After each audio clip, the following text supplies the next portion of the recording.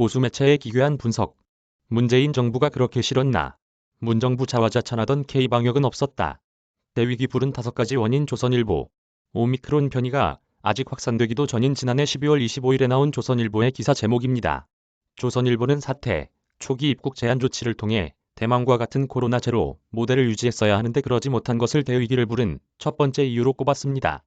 코로나 확진자 한국 760만 명 vs 대만 2만 명. 부끄러운 K방역. 매일경제.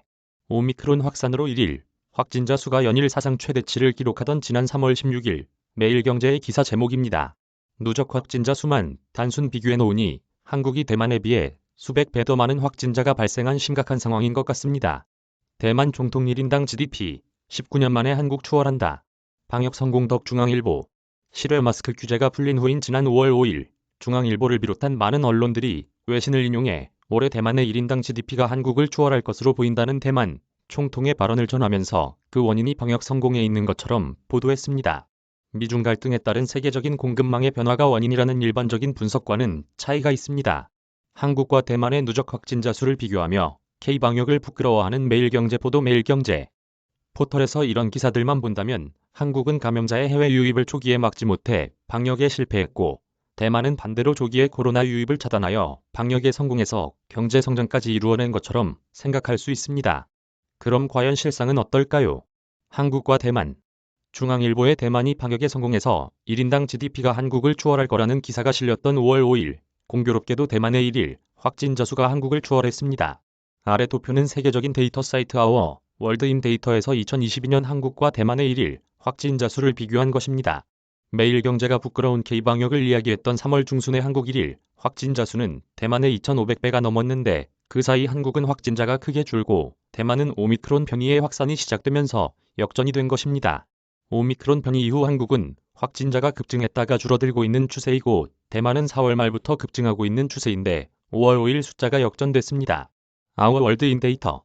그래도 아직 대만에 비해 한국의 누적 확진자 수는 30배가 넘고 누적 사망자 수도 10배가 넘으니 대만은 방역에 성공한 게 맞고 한국은 실패한 게 아니냐고 따져 물을 수도 있습니다. 방역의 성공과 실패 여부는 확진자 수나 사망자 수만 가지고 기계적으로 성적을 매길 수는 없습니다. 그래서 블룸버그 통신은 경제활동 재개, 코로나 상황, 삶의 질 등 세계 부문의 11개 지표를 이용하여 전체적인 방역 성과에 대한 점수를 매겨 매월 순위를 발표하고 있습니다. 가장 최근에 발표된 것이 아직 한국의 1일 확진자 수가 10만 명 이상이던 4월 27일입니다. 한국은 통계가 잡히는 전체 53개국 가운데 19위를 차지했습니다. 코로나 초기 늘 10위권 아니었던 것에 비해 많이 떨어지긴 했지만 전체 6개 그룹 중 3번째로 좋은 쪽입니다. 그럼 언론에서 우리가 따라 배워야 한다고 한 대만은 몇 등일까요? 32위로 4번째 그룹인 나쁜 쪽입니다. 이마저도 40위 이하로 최하권이었던 작년에 비해 상당히 많이 회복된 순위입니다. 블룸버그가 매달 발표하는 코로나 회복 순위 4월 27일 결과 한국은 19위, 대만은 31위입니다. 한국 언론은 대만을 배우라고 하는데 블룸버그는 한국이 훨씬 더 잘하고 있다고 평가하고 있습니다. 블룸버그. 대만의 순위가 낮은 건 누적 확진자 수와 누적 사망자 수만 적을 뿐 다른 지표에서는 조사 대상 국가의 평균에도 못 미치는 경우가 많기 때문입니다. 대표적인 것이 지역사회에서의 이동성과 항공편, 회복 정도, 백신 접종자 여행 등이 상당히 제한적이라는 것입니다. 구체적으로 살펴보면 해외 항공편이 재개 속도가 더디고 외국인 관광객의 무비자 방문도 허용하지 않고 사업상 방문의 경우에도 의무격리 기간이 있습니다. 그럼 국내에서의 일상적인 활동은 어떨까요? 아래 표는 코로나 발생 이후 대중교통을 이용하는 사람들의 수를 조사한 것입니다. 한국은 상황에 따라 크게 25%까지 줄기도 했지만 다시 회복하여 10% 정도 줄어든 수준에서 유지되고 있는 걸 볼 수 있습니다. 대만은 상황이 안 좋을 땐 60% 넘게 줄어든 경우도 있고 지금도 35% 이상 줄어든 상태라는 걸 볼 수 있습니다. 이는 대만 국민의 이동성에 제약이 있다는 뜻입니다. 국민의 불편을 담보로 하는 확진자 수 억제가 2년 이상 지속되고 있는 것을 두고 코로나에 대한 대응을 잘하고 있다고 말할 수는 없는 것입니다. 버스, 지하철, 기차역 등의 방문자 수를 조사하여 대중교통을 이용한 이동성을 지수화한 도표 아워 월드인 데이터. 대만이 한국보다 방역을 더 잘했다고 볼 수 있는 근거는 누적 확진자 수와 누적 사망자 수밖에 없습니다. 하지만 앞서 확인한 것처럼 대만은 코로나 확진자가 늘어나는 초기의 상태이고 한국은 코로나 확산의 정점을 넘어 이제 안정화되고 있는 상태입니다. 강력한 전파력을 가진 오미크론 변이가 대만의 확진자 수를 어디까지 끌어올릴지 아무도 알 수 없는 상황입니다. 조선일보의 이상한 해석. 언론들이 한국의 방역은 실패했다며 대만을 배우라고 자꾸 닥달하지만 그들의 말만 믿고 대만을 따라했다면 지금 야외에서 마스크를 벗고 다니는 일은 생기지 않았을 것입니다. 이 정도면 방역이 성공했다고 말해도 될 것 같은데 조선일보 생각은 다른 것 같습니다. 오미크론 확진자 발생의 정점을 막 지나가고 있던 지난 3월 26일 조선일보는 코로나 사망, 확진 세계 최악인데 방역 성공 마무리 말이 나오나라는 제목의 사설을 실었습니다. 아무리 자료를 확인해봐도 한국의 사망자 수가 세계 최악은 아닌데 어떻게 저런 주장을 할 수 있나 싶어 사설 내용을 확인해봤습니다.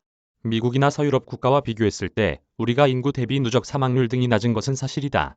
그러나 미국, 서유럽은 우리와 문화가 달라 마스크 쓰기, 거리 두기 등 강도가 우리와 크게 달랐다.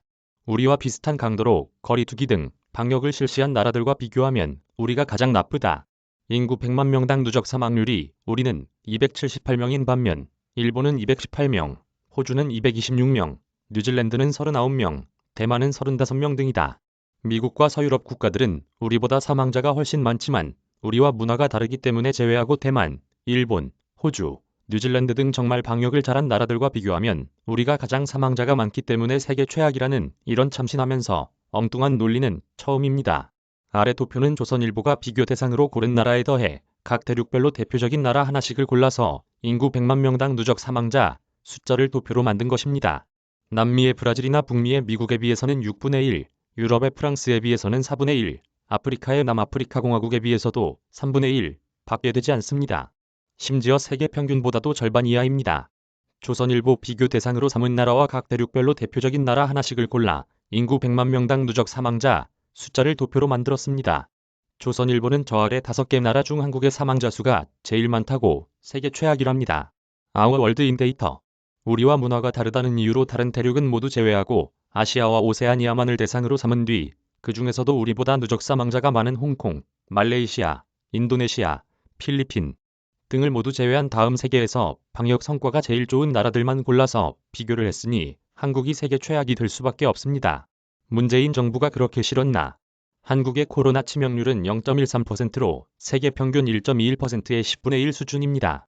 한국보다 더 낮은 나라는 뉴질랜드, 싱가포르, 호주 세 나라뿐입니다.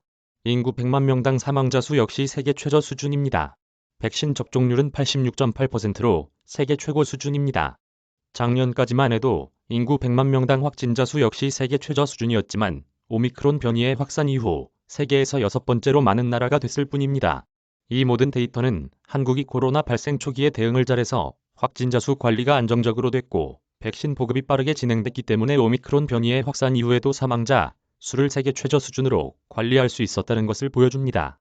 대만의 경우처럼 제로 코로나를 고집하며 국경을 틀어막지 않았기 때문에 일상으로의 복귀도 그만큼 빠를 수 있었습니다. 코로나19 오미크론 변이 유행이 뚜렷한 감소세를 보이고 있는 2일 서울 서대문구 독립문공원에 서울시가 설치한 독립문광장 선별검사소의 운영 종료를 알리는 안내문이 붙어있다. 2022년 5월 2일 연합뉴스. 문재인 정부의 지난 5년의 대안평가는 여러 가지가 있을 수 있습니다. 하지만 코로나 발생 이후 문재인 정부가 보여준 이른바 K방역은 세계 어디에 내놓고 자랑할 수 있는 놀라운 성과를 보여줬습니다. 이번에 취임한 새 정부가 다른 건 몰라도 K방역만큼은 제대로 계승하여 이번 코로나 사태를 잘 마무리하고 향후 또 발생할지 모르는 또 다른 감염병에 대처하는데 잘 활용하기를 바랍니다.